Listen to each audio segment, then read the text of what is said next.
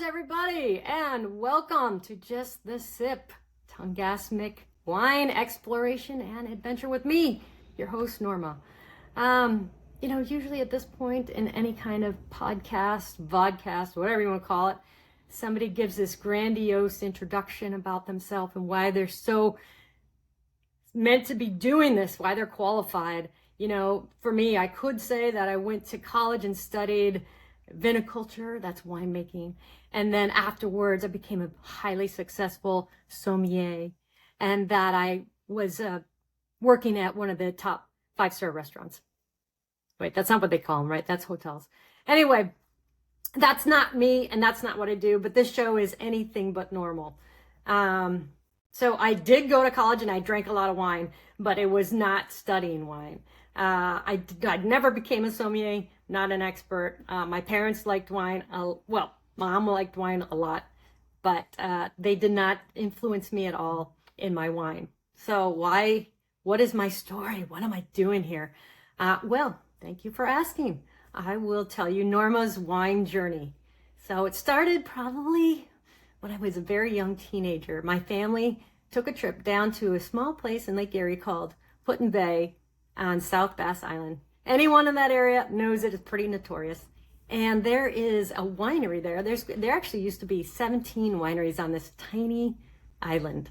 And one of them is still owned and operated by the same family. And it is the Heinemann family. And they have the Heinemann winery. And Mom took me there when I was a young teenager. And it was a lovely summer day. And I just had the best time. Wine talks to us emotionally. So when you can connect those memories and those happy emotions, something imprints on your brain. And that's what happened to me. And I developed this amazing passion for wine. And so what happened? Here I am, 40 some years later, and I'm starting my wine vodcast. Well, life happened, and life happens to everybody. So let's see. We talked about college. Got married, got divorced, joined the service, got married, luckily have not divorced again, retired from the service and found myself on another little island called Kodiak, Alaska.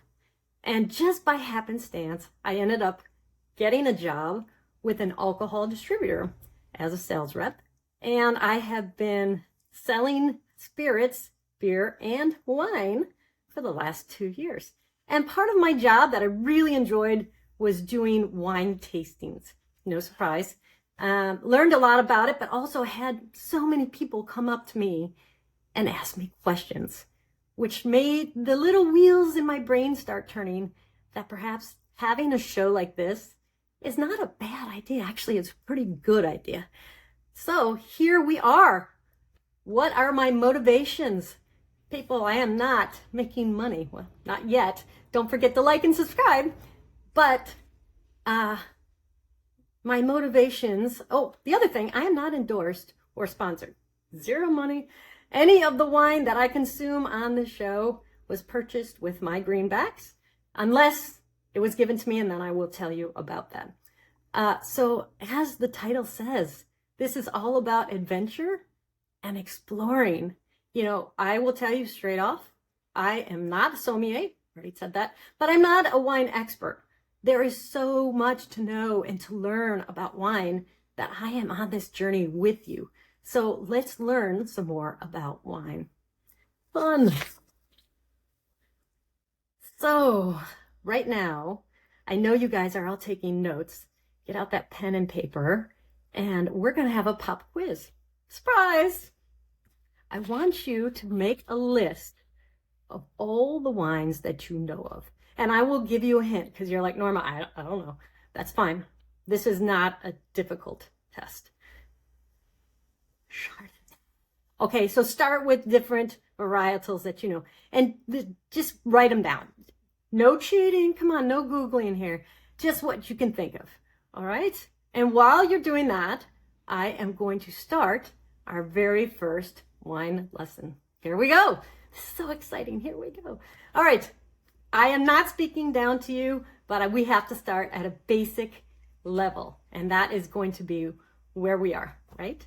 And so there are 4 broad categories of wine.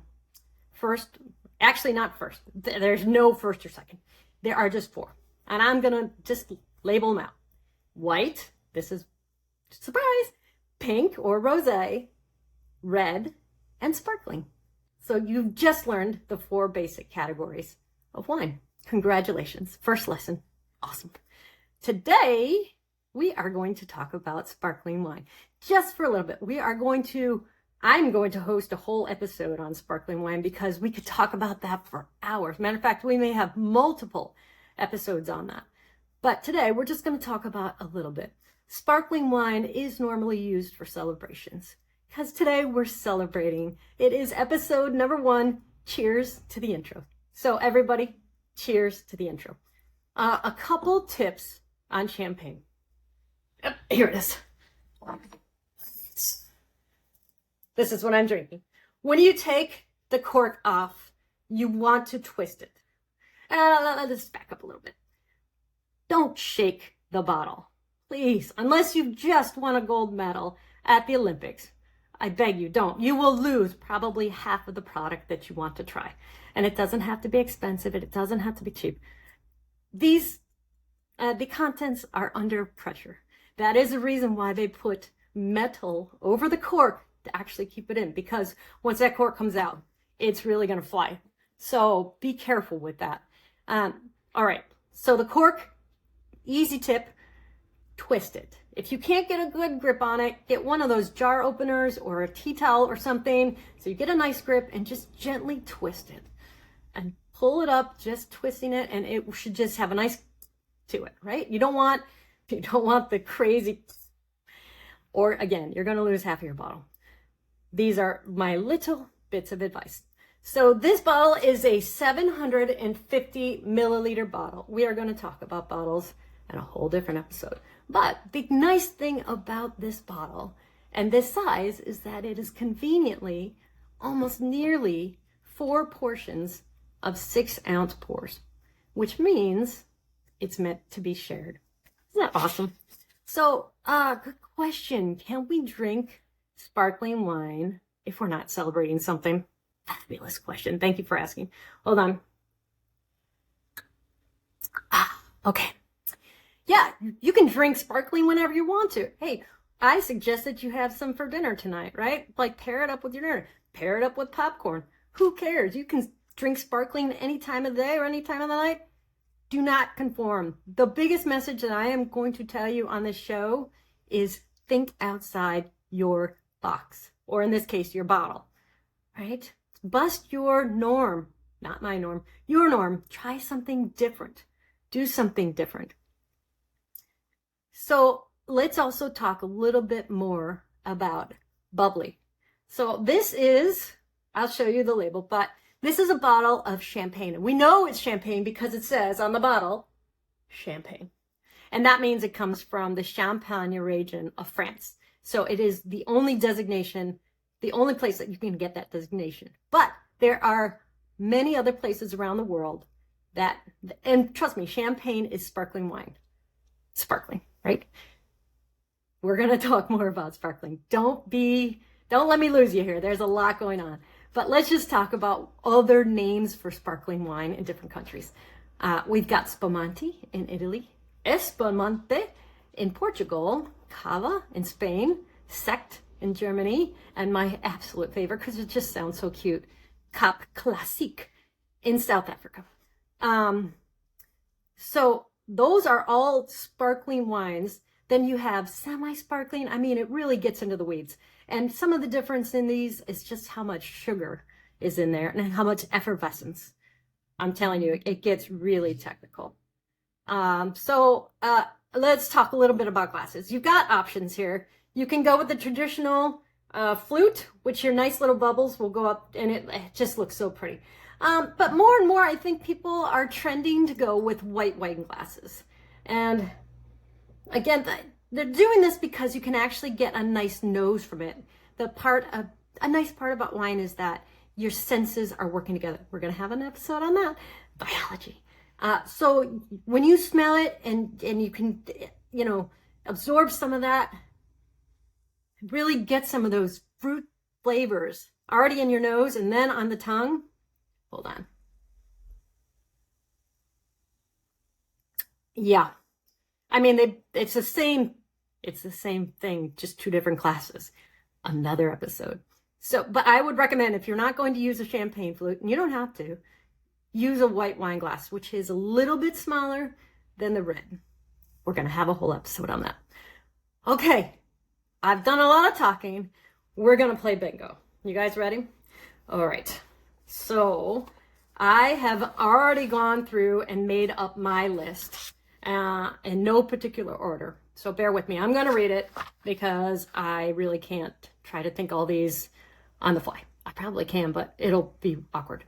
Sauvignon Blanc, Chenin Blanc, Chardonnay, I already said Chardonnay, Riesling, Pinot Noir, Zinfandel, Merlot, Petit Syrah, Sangiovese, I just love saying that, Vermentino, Retsina, Nebbiolo, Tannat, Cabernet Sauvignon, Malbec. All right, that is just one list, right? And what is the point of this exercise, Norma? The point is there's so much out there to try. That list that I had isn't even a drop in the bucket, in the wine bucket of what wines are available out there.